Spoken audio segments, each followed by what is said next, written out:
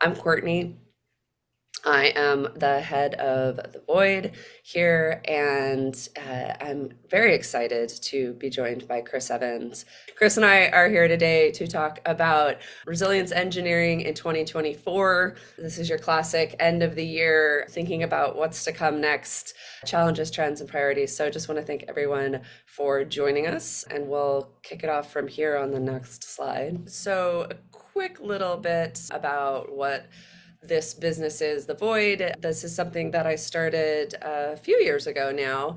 It started just as a searchable database. So we have over 10,000 public incident reports. We produce an annual report. We have a newsletter, a podcast, all those wonderful things that one does these days. The goal of this really is to raise awareness around how we manage incidents, the role that incidents play in complex software systems, trying to change the way that people think about this and give them more knowledge and skills to sort of bring back to their organizations and not just think differently but do differently. And we have an advisory network that we also run in parallel with that community. We do all kinds of fun things around learning about complex systems and resilience engineering and incidents. And one of those things that we do is these types of webinars. And so if folks are interested about any of that, I'd be happy to chat more towards the end, or you can always get in touch with me to learn more about that.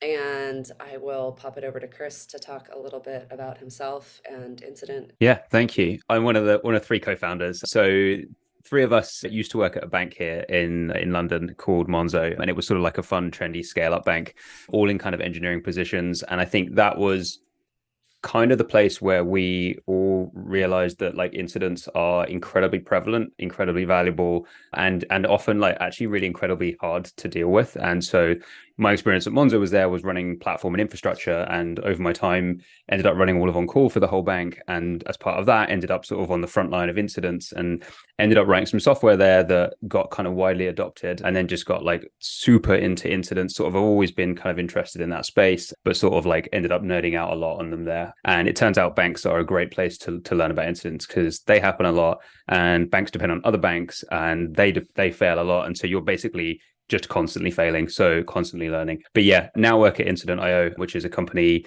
sort of that took that open source project and turned it into a product that companies can deploy in their own environments, and yeah, get to work with a ton of really exciting companies. All right. And that's kind of how Chris and I met, was through talking, like, incident nerding, for lack of a better term, I feel like. And so today we're here to talk about not just incidents, although I think they're a really big part of this whole topic, but the broader notion of what is resilience engineering. And I think we'll get into some more details of that, because that's not necessarily a term that everyone hears. But I really like the mantra behind resilience engineering is developing the capacity within your organization to be able to adapt when things get messy. And so we want to talk a little bit more today about some of the specifics of that from, sort of both of our perspectives and the things that we've learned as we do this. So this is where we always start with this. We're going to talk through about three concepts today. I feel like most people who are on this call are probably familiar with this, but I want to like talk about what we mean by systems here, as well, because it's very easy to just focus on the fact that our technical systems are getting increasingly complex. And you already sort of alluded to this, Chris. I mean, we have, in the banking environment, you depend on other banks. In almost any modern software environment now, we depend on cloud providers and vendors and tooling providers and all of these things. And so I'm curious from your perspective, what are you seeing, in this? Like, do you feel like, yeah, okay, system complexity continues to grow? That seems like a trite thing to say, but like from your perspective, what are you seeing here on this front, and even maybe from your customers' standpoint? Yeah, I think the really interesting part of this is the point you make around systems like being technical but also human. And I think that's something that we see. I think if you look at like the history of like this kind of area, I think people have been much better catered for with like tooling and advances and sort of training around like dealing with systems complexity. So like engineers go to college to go and learn about this stuff, right? And a lot of that is you do it right from early days kind of thing. I don't think you have the same level of focus on the human side of these things. And so when you look at how organizations work, it's fundamentally like this fusion. I mean, the sort of the nerdy term, and I'm sort of, to use here is like socio-technical systems, which gets thrown around a lot. But just like if you boil that down, it's just like, hey, it's like a fusion of, technical stuff happens, but people also do a bunch of things to make that technical stuff work.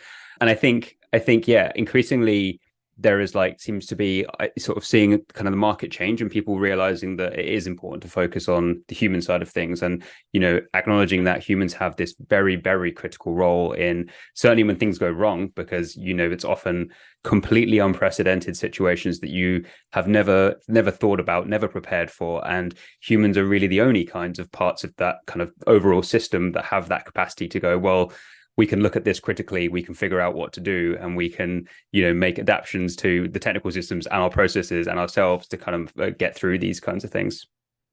Yeah.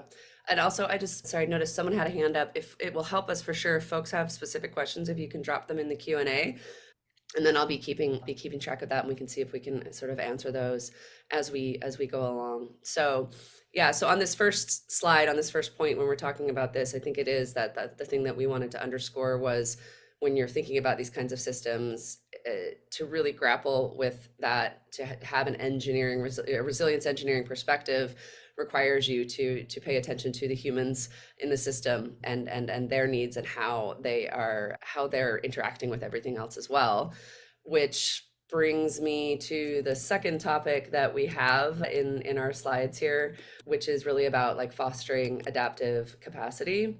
And so I mentioned that earlier around like resilience engineering, but that I really feel like that is sort of the crux of what that effort to in within resilience engineering is. And I had actually a quick quote here that I wanted to drop in from David Woods, who is a researcher from Ohio State, who has spent his career looking at sort of adaptive capacity and human factor system safety in a variety of domains, starting out earlier with things like 3 Mile Island, nuclear power, aviation, medicine, and other domains. And so I'm going to read a quote. Forgive me all for sort of reading this out loud, but then I want to see if we can start to unpack some of the things in there. So the quote I have from Woods is: adaptive capacity is the potential for adjusting patterns of activities to handle future changes in the kinds of events, opportunities, and disruptions experienced, and therefore adaptive capacities exist before changes and disruptions call upon those capacities. So what he's really talking about here is preparatory kinds of activities that organizations need to be investing in order to be prepared to respond. And I'm curious from your perspective, and we're going to talk, I think, a bit more too about your experience at other organizations. But do you feel like that's a core capacity that a lot of organizations have, or do you think that this is a challenge for most folks? Yeah, good question. I think there's a few challenges for folks. I think honestly, one of the challenges folks have is sort of taking some of the way that this stuff's described and kind of like thinking about how it layers onto their organizations. Like it is quite technical stuff, right, to get your head around. And like, I don't know if you've heard the Mike Tyson quote, which is like, everyone has a plan until they get punched in the face. And I think like that is like, I think a really nice way of kind of like thinking about this kind of adaptive capacity stuff, right? Which is like, you can plan and you can strategize and you can come up with all the best steps you're going to take. And when you're punched in the face, like you're going to fall back on like experience and like expertise and like knowledge and how well you've kind of prepared and trained and done things, and that you can sort of adapt in that moment there. And so I think it's like a genuinely a really important and interesting area to look at. And I think organizations like do care about this. I just don't know that I don't think it comes up that often under this specific guise of like adaptive capacity. But so like it's interesting when you talk to people, and like I rarely would talk on this kind of level, but I would talk about these principles, right? Which is like, what do organizations need to do to sort of like to actually foster adaptive capacity? It's like, be ready and prepared for change, right? Things are going to change all the time. You are going to be surprised when something breaks. You need to be primed and know how to work together, and not just like you and your sort of like neighboring colleagues in your team, but thinking about like your whole organization, how you work together with like your other team. So engineering, who do they collaborate with during incident? It's like customer support, they need to work with execs because they might need decisions to be made that sort of fall out of their realm of scope of where they can make changes. They need to be able to like take initiatives. You need to think about how you empower people to go and do things as well. It's just like all of these things kind of come together, and I think that's my sort of interpretation of adaptive capacity, right? It's a bunch of like work that you can do, and there's a bunch of like tangible techniques I think you can sort of work with organizations on to do this. And so like good ones that like I like to talk about is like, you know, have more incidents or declare more incidents or treat more things as incidents, or all of that stuff is like ways that you can develop those things. Like you can be figure out how you work when you're sort of dealing with reactive work versus planned work, and you can pull people in and collaborate on things. And it's like, I don't know, I think there's like a bunch of interesting steps you can actually practically take within organizations that, whilst you might not think about it in the sort of strict resilience engineering kind of terminology, they are all derivations of the good kind of work that is done on that. Yeah, I mean, because I think to go back to what I was saying a little bit earlier, it's really easy from an engineering standpoint to think of adaptive capacity in purely engineering technical sense, right? Like, oh, Yeah. well, do we have load balancing? Do we have auto scaling? Do we have, these kinds of things, which sure, you should definitely do that. But this level of adaptive capacity is human, is organizational, and it's not necessarily something that a lot of, if your focus is very much on the engineering, is not necessarily the way that an organization might approach thinking about those kinds of things. And it does, I think what I've heard from people, is like it feels vague, it feels fluffy, but like you were saying, you can actually run the engine, if you will. I mean, you can declare more incidents, or you can sort of run tabletop exercises or game day types of things Mm. to sort of find out, what some of those things are. And I wanted to just bring up a couple of the words too that Woods uses in some of that. It was in the quote that I read, but also you mentioned some of these kinds of words as well, which was sort of empowering people. So folks, allowing folks who are close, the other nerdy term, right, is to say at the sharp end of Mm. the system, but allowing the folks who are doing that work, who are the closest to what happens when things do go wrong, to have that kind of initiative, to be able to move quickly, to use their expertise. And then you were also talking about teamwork, and like, who do you have to pull in? When do you know, or how do you know when to pull in somebody from the vendor, or somebody from customer support, or somebody from PR? And if those relationships don't, if you haven't fostered those relationships, right? And Woods even refers to this in terms of like reciprocity, right? Across those units, because often what happens in incidents is you have these kinds of, again, the nerdy word for this, I suppose, is goal conflicts, right? But where like what you need, or what your organization needs to, or your team, needs to solve something, might require another team to sacrifice something, whether it's time or resources, or even a feature or whatever, right? And so if you don't have that sort of team oriented reciprocity, then you're going to run into all kinds of issues with that kind of coordination, and that's going to sort of stymie your ability. And like, I have to say, I don't regularly see organizations talking about like cross team reciprocity. Like that's like not one that I feel No. like is on a lot of sort of agendas. But I think, and it's not a it that takes a lot of time too, and work that's different than making sure your load balancing works, right? Yeah, I think like what I've seen is like organizations, I think they don't care about like reciprocity by name, right? It's like Yeah. that's not how they think about it. But what a lot of organizations do think about is how they're sort of like optimizing for the organization and not for like the individual or the team, right? And so if you look at an incident, for example, the the fastest way you could resolve an engineering incident, right, is you get a bunch of really smart engineers and you say, go fix the incident, right? And they're going to do that. And they're not going to be distracted by having to think about communication or telling customers anything or helping execs be looped in so that if anyone comes and talks to the company, they're briefed and things like that. You can optimize that entirely locally and go, hey, engineers, go fix the thing. And like, I don't think any organizations that are kind of have a healthy culture are in that position. Pretty much every organization we deal with is like, we want to sort of like, we're here because we care about, engineers communicating with support so they can relay things to customers. We care about, risk and compliance being briefed so that if there's any regulatory concerns that our organization has to think about, those things happen. And that might slow down your actual response. You might actually impact folks, customers sort of slightly longer as a result of that. But in the sort of like aggregate, it's like objectively better to be, or in most cases at least, it's objectively better to optimize this across an entire organization kind of thing. So yeah, I think it does happen, and people do sort of think about the concept quite a lot. Cool. And I think the other piece that I had in here in my notes was, well, it was that sort of coordination, and you Mm. have to practice that coordination. And I think we'll talk a little bit more about some of the approaches you've had to managing incidents and that type of thing. So I want to make sure we get through some of this. So that's actually the next topic that we have to, what does that coordination look like? How do you approach helping an organization develop that kind of adaptive capacity, especially when they're in, maybe a high tempo, potentially high consequence, kind of situation. So you'd had some experiences with that at Monza, and I'd love to hear more about that.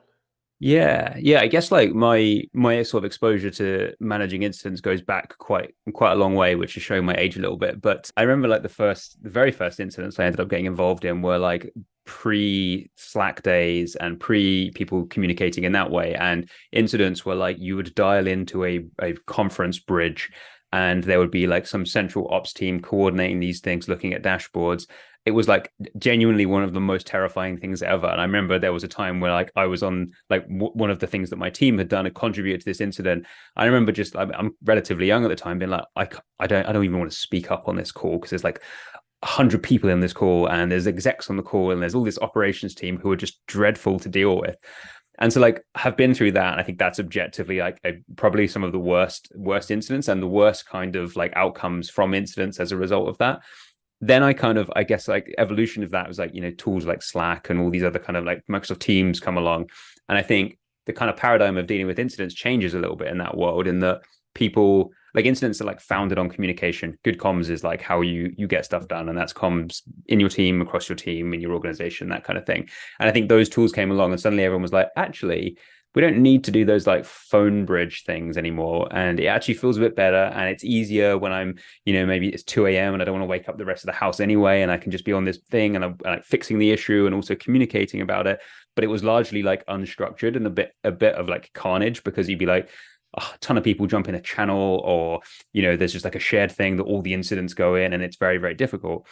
And that was kind of that bit there was where I was when I landed at Monzo, right? And so the landscape when I arrived, like companies like 150 odd people big, we have a few 100,000 customers, but it's like a proper bank, right? It's like it has MasterCard, it has like bank transfers, it has all these different things in there, and so lots of things going wrong all the time. And incidents there were like relatively common, but like not severe ones, like just enough of that sort of like hum of kind of things going wrong.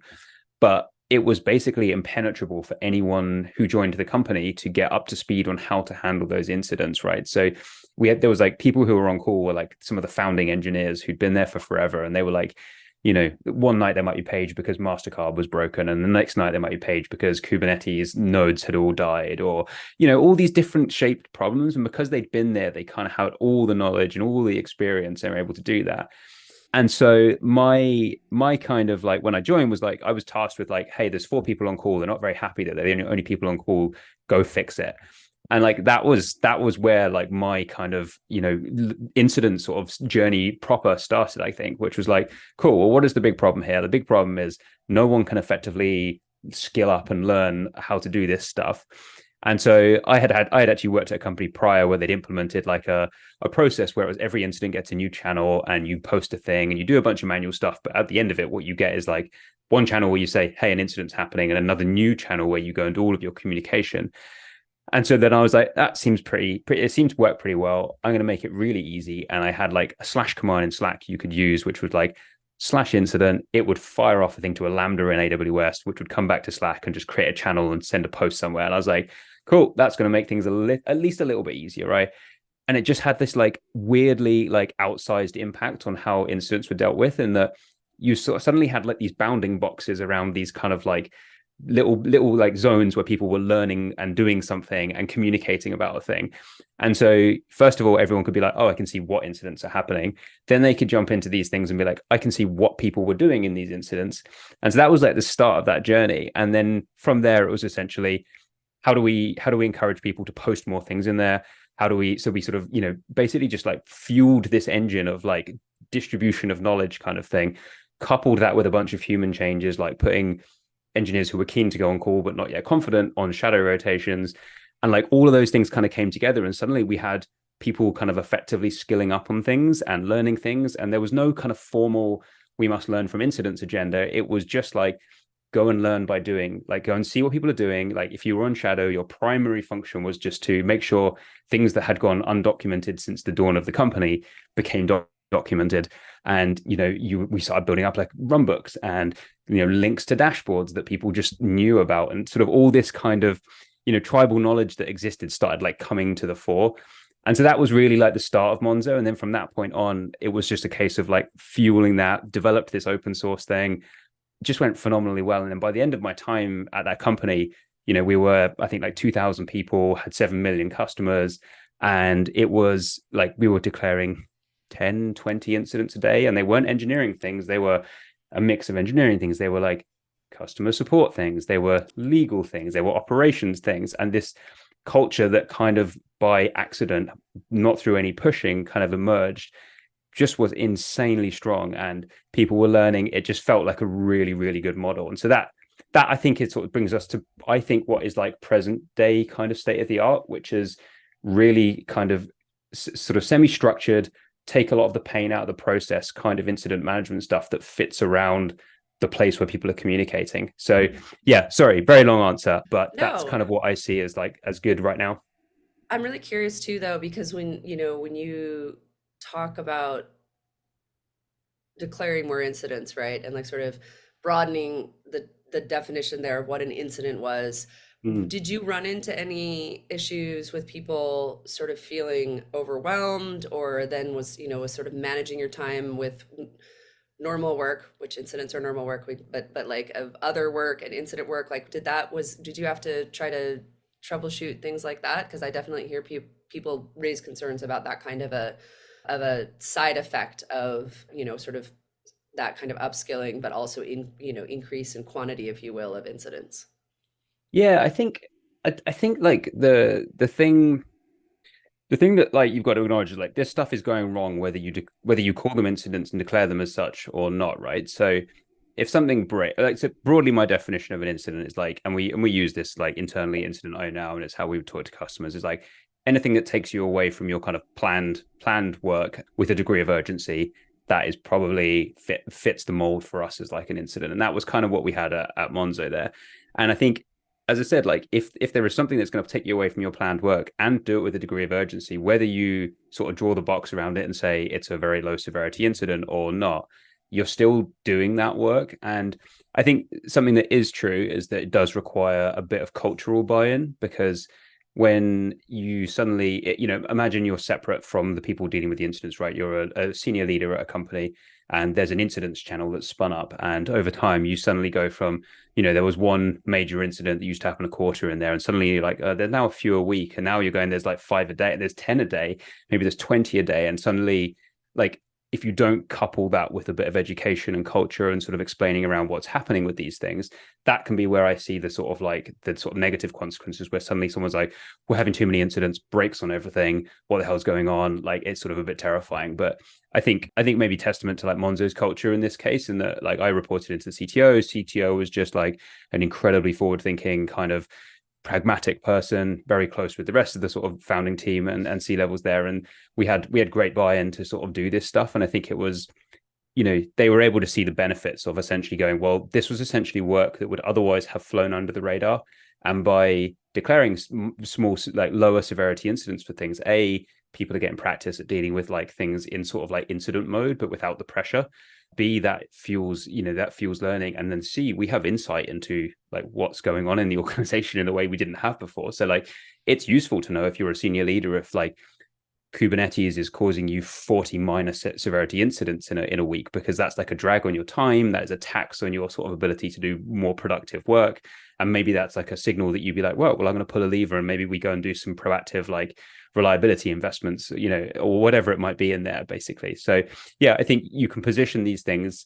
They can be interpreted by default as negative things, but you can sort of push them through and position them as quite positive things for companies. And we that's I think our fifth or sixth point. So we're going to come back to that because I think getting buy-in, getting executive buy-in, sort of pushing these ideas up the chain, if you will, is a pain point I hear from a lot of people about this. Like it's very easy to be the person at the sharp end who's like, I know we need to do this differently. And it's a whole nother ballgame to if your organization isn't already conceptually and culturally there. So we'll get there if that's one thing that people have questions about. But the next thing that we have to deal with, because we have to, is automation and AI in these systems. But whether you want to or not, whether you would like to stick your head in the sand and pretend that none of this is happening, it's coming for all of us. And so I wanted to talk about the role of automation of AI in I mean, we could talk about it again broadly, more broadly, in sort of resilience engineering and systems, but also, in incident response. I mean, I'm seeing tooling out there and products that are claiming to automatically respond to and figure out what happened and solve it and like move on. And I'm very curious to hear your perspective on that. Yeah, I guess first of all, are you using any AI tools yourself in your like day-to-day work? I use AIE tools only mostly right now out of sort of curiosity. And I mean, one could go down the rabbit hole and say all software is automation in some form, right? Getting computers to do things for you. So Yep. I don't think we have enough hours in the day to philosophically argue that point. So if I were to go with a more maybe, traditional interpretation of that, I do use some because I have stuff that sends a Slack bot to, when somebody, downloads the void report or those kinds of things. Mm, But I feel like most of the sort of AI, I'm using Chat GPT to see how bad it is, for lack of a better term, to know what I'm up against, what I'm dealing with. But otherwise, I don't feel like my work does not tend to rely too much on what I think people would consider to be AI. But we could yeah. maybe debate Yeah. It, that. it, it it's interesting. I asked because I use ChatGPT maybe five times a day sort of thing. I use it like an awful lot, and not to sort of replace my brain Yeah, being engaged, but to kind of help my brain engage sometimes. And sometimes just to give me, like, I think I can't remember who it was. Someone described it as like a bicycle for the mind, where sometimes you just want to throw a bunch of stuff and have something throw it back and then go, yeah, oh yeah, that's kind of good. It's like a little sparring partner. But ultimately, like I'm not using it to be like, go and automate my emails back to people and don't, automate whatever else. It's like it's just useful as a way to kind of like amplify things and kind of give me something to bounce off of. And I think that like the reason I ask is because that's kind of like the way of thinking right now. And I think, right now is important because everything is changing so phenomenally quickly that don't want to be that person that's like, we will never use, AI. But like, I like to think of AI in the context of like incidents and like software as things that kind of amplify human capabilities rather than replace them. And I think, if you look at what kind of guys that takes, it is certainly not the what you mentioned earlier, which is there's a bunch of companies who are like, hey, step one, connect your tools, and step two, like AI will fix everything for you kind of vibes. And I'm like very, very skeptical, very, very nervous. And I have like personal war stories of this, which is we were using a paging company, which I won't name, but we were using a paging company to like, it would take alerts from our systems and it would then page engineers as paging tools do. And they had like a smart AI thing which would like group your alerts together for you. So like remove alert noise for you. And I remember like this sounds legit. I'm a little bit scared because it's a black box and I have to trust that this system is going to do the right thing. And it did the right thing, it did the right thing, it did the right thing. And then one day it did the wrong thing and it grouped two very serious alerts together that should not have been grouped together. And we missed something pretty fundamental and sort of managed an incident and missed another thing that was like tangential to that. And that was, for me, it was like, cool, I have lost enough trust in this thing now that I'm going to turn it off and we will not use it again, because the consequence of this does not, consequence of it going wrong does not outweigh the benefits we get by it going right some of the time. And I think that is where my brain is still at on the kind of the AI doing things to fix systems. I think it makes me nervous. And I think maybe that's just because we're on the sort of leading edge of this stuff. But I don't know. I think there is a unique place for humans in these kinds of situations when stuff has gone to a, like, if you're in an incident, by its very definition, you're already in a bad place. You're already in a place where your planned measures for things working haven't worked. And therefore, for me, it's like I want a human to be the one who has the sort of like ultimate say on what the actions are that get taken. I do think there is a place for AI in incidents, though, which is there are things I think that are just generally and genuinely rather helpful in an incident. So you imagine comms, right? It does not take a human to be able to. A human is not uniquely placed to be able to summarize a bunch of information that has gone into a chat transcript, for example, and come up with a proposal, at least, for here is what the summary of this incident could look like. And I say this with all the biases that we've shipped a thing literally last week that does this, and it works really well, right? It's, we've seen a phenomenal like uptake of this feature. It's like a default on feature, but the way that it works is when you provide an incident update, it will come back and it will basically, that will use that as a checkpoint to go, well, based on your update to severity status, or a qualitative update of what you're doing, that would be like a checkpoint. It will then look back over like the history of the entire incident at that point, and it will go, right, here is our summary of what we think the sort of problem we're seeing here is, here's what we think the impact is, here's what we think you're doing to resolve it.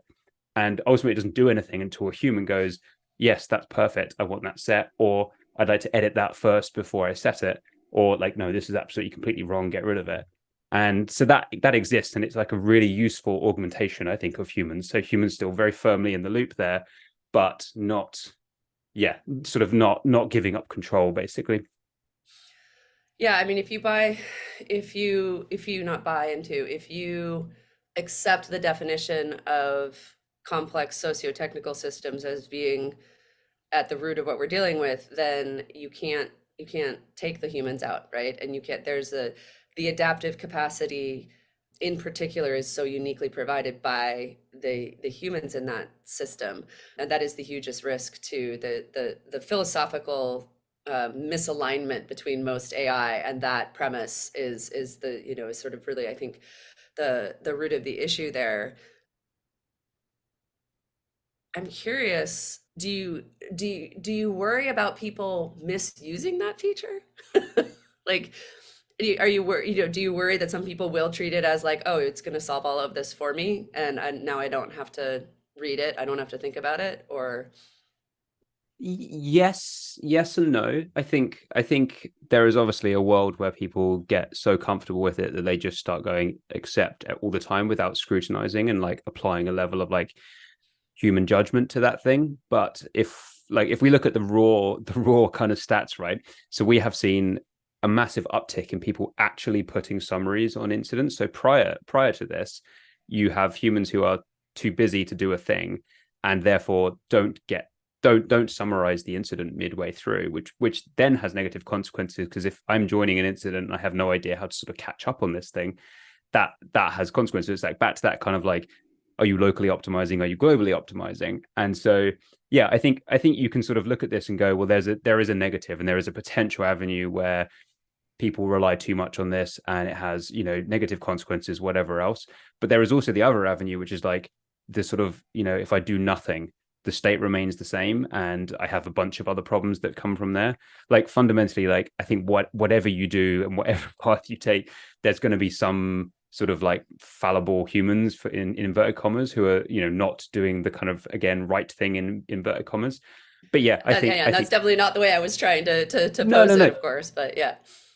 Yeah. No, it's a good point. Like I think a lot about every feature we add, right? Every feature has consequences and unintended things side effects of those things, and it relies on so much nuance and context around and culture around orgs and things like that that you can't sort of, I don't know. It's one of these things you just, I guess, have to monitor.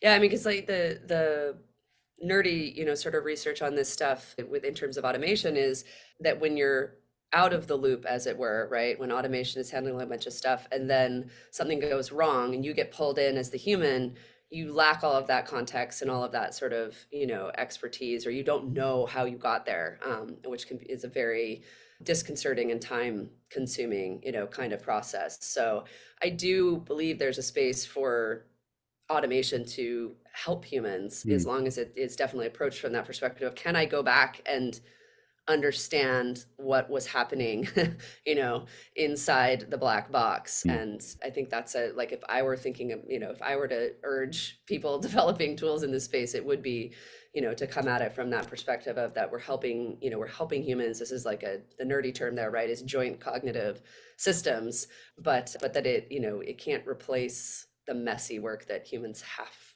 to do in these complex, socio-technical systems.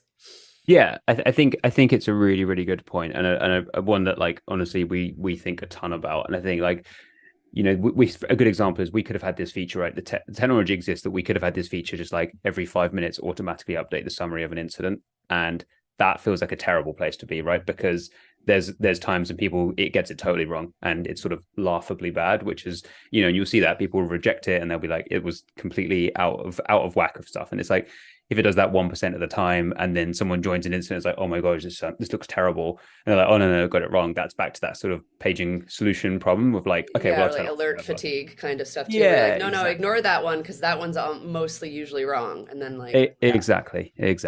But yeah, I think it'll be really interesting to see how this space evolves. Like, obviously, things moving so fast, and like, who knows, we may be the ones, who are laughed at when people watch this webinar back in a few years, and they're like, well, obviously the computers are doing everything now. But I don't know. I feel pretty confident that that is not the direction. Certainly in incident management, where, as I said, it's so aligned to things being out of sort of the normal envelope of operation that I just don't think it is a sensible space to be overly AIing. And what about the analysis side, from your perspective? Because you sort of sit in that space as well. You're talking about the use of automation and summarizing during the incident. What are your thoughts on the relationship between humans and that in, because I'm definitely seeing that as a trend as well currently now that people that will analyze your incident for you, tell you what went wrong, and then give you action Yeah. items. Yeah, it's, again, I think interesting. I think there are things that can, like, AI can do very well and language models can do very well, right? So it's really hard, I think, for humans to take a huge body of text and chat transcripts and things like that and pick up on, like, narratives or that side of things. And it's totally doable, right? But it's like, I guess when it comes to the context of doing it within a business, right? Does a business have time to train and bring in someone who is an analysis expert? And like, I guarantee, I'm willing to bet, rather, if you took, like, top of the field incident analysis, take a John Allspore, right, and you apply him to any kind of, incident, do I think he could do a better job than an AI system? Like, yeah. But could could the average person who is time constrained, has pressure to go and do other things, could they do a better job than an AI at summarizing a chat transcript and sort of pulling out some themes? Probably not. Like, so it's like, for an organization, which is the sort of the better approach? Is it, you know accept that you're going to have, like, humans doing it, but maybe it's not quite as good, or lean on an AI, or, merge those two things and try and get the humans to train up? And, like, the honest answer is I don't know, because we haven't tried this stuff.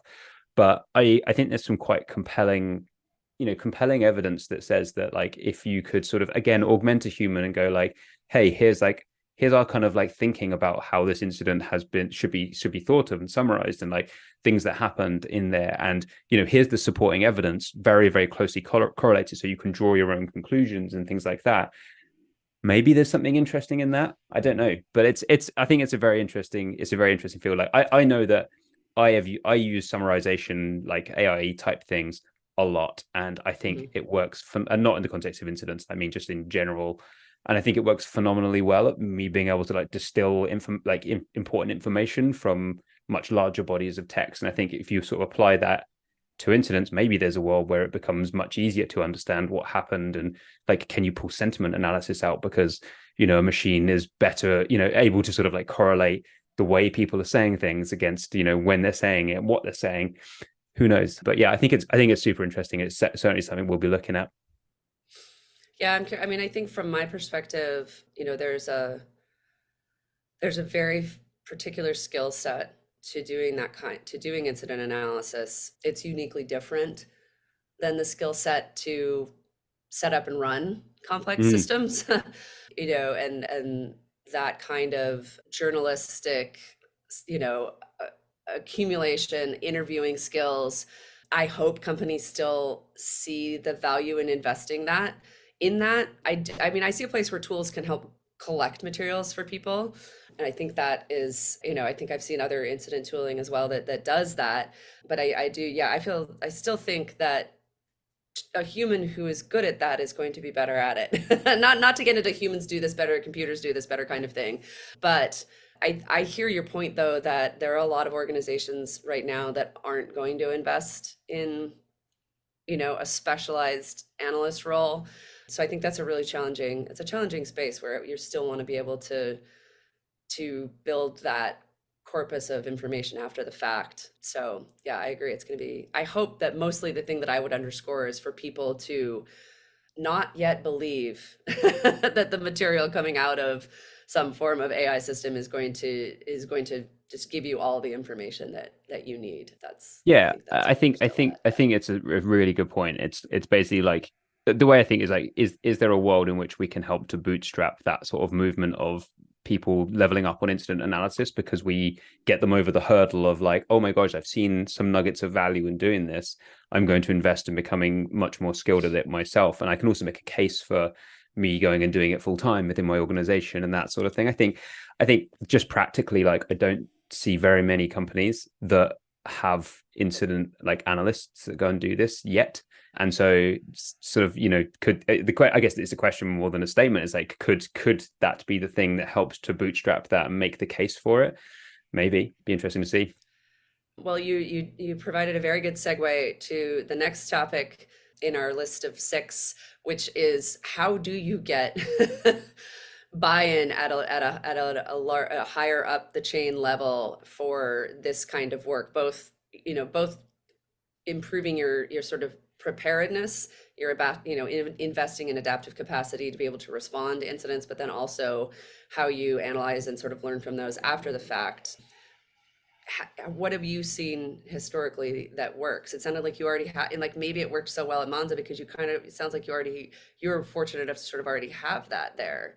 What does that path look like for somebody who's an organization where it's like, oh, well, we'll just measure MTTR, and if that's going down, then, we're good.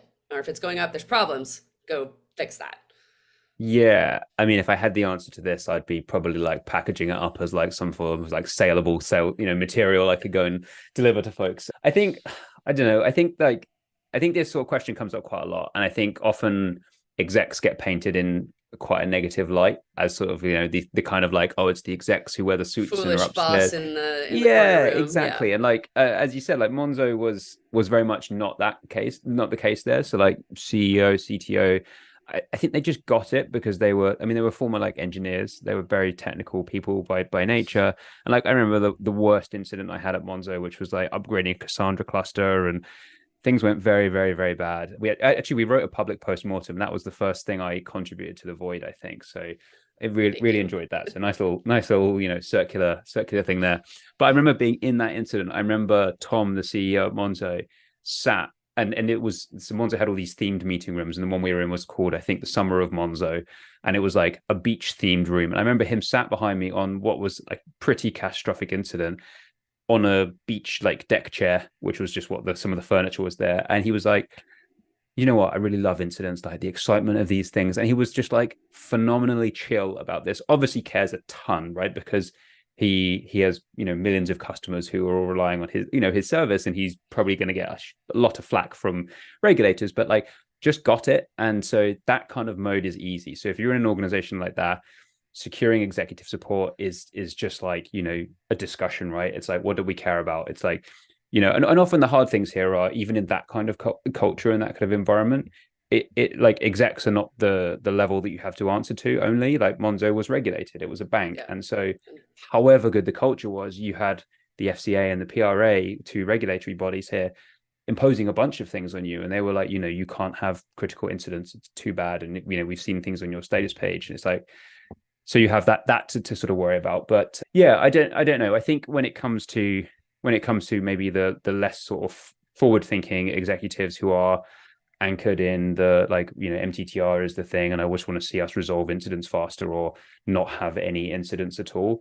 It's very difficult, I think, honestly. I think there are parts of this which is just like a bit of branding. So I think when you talk about, like, you know, there's the execs who get very sort of excited about like operational readiness as a thing, which is kind of like your, you know, adaptive capacity. And I think honestly there is a slightly sad side to this, which is just like branding to what you want them to do. And it's like, well, what does operational readiness look like? It's like, cool, well, we need to have good processes in place, and the way you should track that is like, how well is your organization engaging with like incidents and things going wrong? Do you have, you know, central team managing everything, or do you have lots of people declaring lots of incidents in lots of places? Who's communicating in incidents? You know, are you learning by doing as an organization? On the areas that you don't have incidents in, are you proactively running game days and things like that? And so I think there's a little bit of that, but I think Yeah, fundamentally there's a finding little finding language commonalities that might help you attach the right a concepts hundred to percent, those. 100%. Like Yeah. if I went to an exec, I think at some of the previous companies I worked at, I was like, I would like to do incident analysis because I think it will foster adaptive capacity.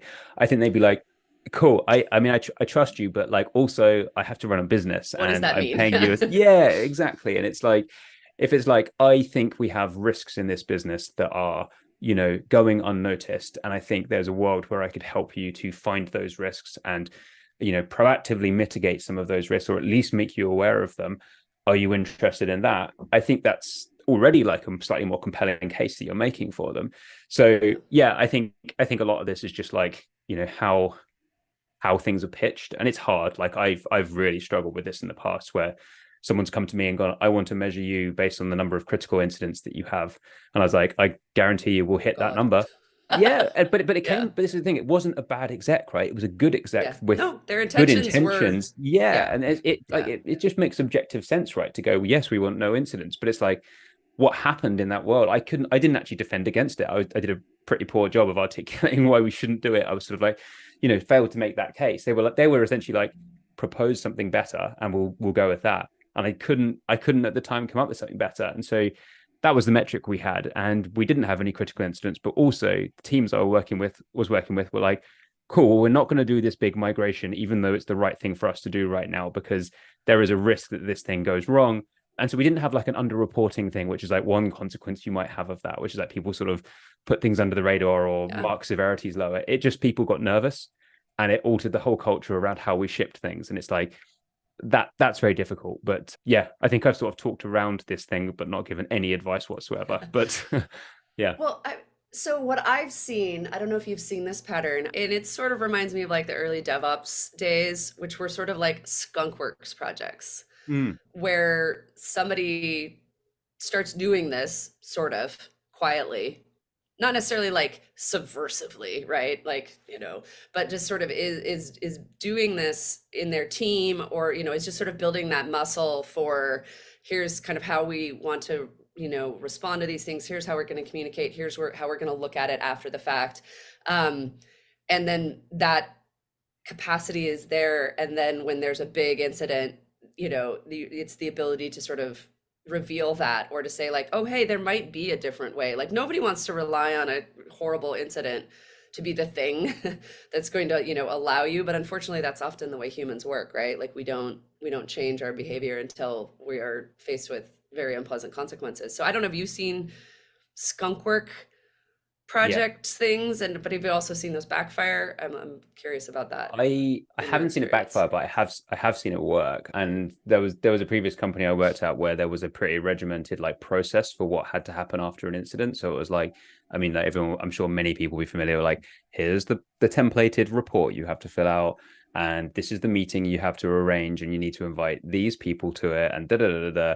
And you go through it, and it's very performative. It's sort of Yeah. like, learning theater kind of thing. And I remember we had an incident. It wasn't a particularly serious one, but we had to go through that process because it met a threshold of severity that meant we had to go and do all this thing. And it was a bunch of like paperwork basically. And then separate to that, I remember a few engineers being like, hey, has anyone got any time to just like go and chat through this thing? I remember we went down into like one of the basement meeting rooms of this office, and it was like all bean bags and stuff, and a bit sort of hippie vibes, but like everyone was on bean bags, sat around a giant like projector. Someone shared their screen, and it was just like kind of firesidey kind of chat around this specific incident, and a bunch of like people who kind of just really cared and were either in the incident or kind of in teams that were affected by the incident sat down, and it was just like, I don't know, it was like a real buzz in there of just like stuff happening, people sort of asking interesting questions. Like the whole pressure was like sucked out of the room. It wasn't the kind of we have to do the process. It was just like very, very natural. And I think like that for me was like the great example of like that is what I think an incident debrief should feel like. And there are always going to be times when you need to file the report. It's like do that, but like this sort of like skunkworks thing wasn't like a company thing. It wasn't sanctioned, but it became a sort of a bit of a practice of like, hey, let's go and use that room downstairs and go and have the sort of the proper debrief. And it worked really, really nicely. Never saw it through into sort of like kind of turning it into a formal process, and was a little bit reluctant to do so, just purely from the kind of, I don't know, there was something special about it being this very engineering led, very sort of like discreet, like we'll go and do this thing down there kind of thing. But yeah, I think the point you make is a good one, which is like doing it off to the side in a way where you're not sort of asking someone for time or money or something else, but you're just doing it. And then you can kind of demonstrate the value, having sort of bootstrapped it quietly feels like a very sensible way to kind of get this stuff across. All right, we're down to almost out of time here, but and then our last one, which I know you also have quite a lot of opinions on and beliefs in, and we've been talking around this, sort of to a certain degree, but like what does a learning culture or capability look like to you? Yeah, I mean, like, massive question for the time we have Sorry. left. And No, we no, have no, like it's all what, good. 4 minutes left. I've, We I've, can run over, and if people want to stick around while we run over, we will also like recording available after the fact for everyone as well too. So, yeah. So I guess on this one, like my views are that like learning takes like a great many forms, and I think often learning gets sort of spoken about in the kind of explicit, we need to go and like run a process or analyze the incident and do that stuff. And I think that stuff's really valuable. I think it's also quite hard to do just from a purely like practical learning the skill and the art of that kind of thing. And then there's the time, and then there's all the other reasons why it can become quite difficult to do. And I think if you're looking at like what are the most effective ways to sort of like distribute knowledge and learn and like develop expertise, I think there's a, I mean, this sounds like a very biased thing to say. I think learning by doing and actually running incidents and that side of things, it's like it's hard to avoid learning when you're in an incident and you're sort of osmosing things and you're having to pick things up on the fly very, very quickly. And so, like I think honestly, the best ways that I have developed in engineering organizations and sort of broader organizations like learning cultures is by having more people engage with things going wrong, because it's just like a phenomenally powerful way to learn. Like, I mean, I remember when I joined Monzo, I wasn't really like a hands-on keyboard practitioner at the time. I was sort of like running a team and doing a bit of stuff, but I went on call and I was like basically learned an absolute ton just by being there. And there was no kind of like you have to read the document and go and do the thing, but by being there and sort of asking questions and seeing how people were adapting to things that were sort of thrown at them, it's just phenomenal. So yeah, my view is like that is the like easy way for organizations if they want to build a learning culture. The really easy way to do that is just have more incidents more transparently, more in public, and have more people, encourage more people to engage with them as well. excellent. We are basically on the hour, but I wanted to give a chance if anybody had any questions. We do have a little Q&A box to drop questions in, or you can raise your hand if you feel like asking a question live at this point, because we're just going to be wrapping it up. Else want to pop in before we thank Chris and send him on his way?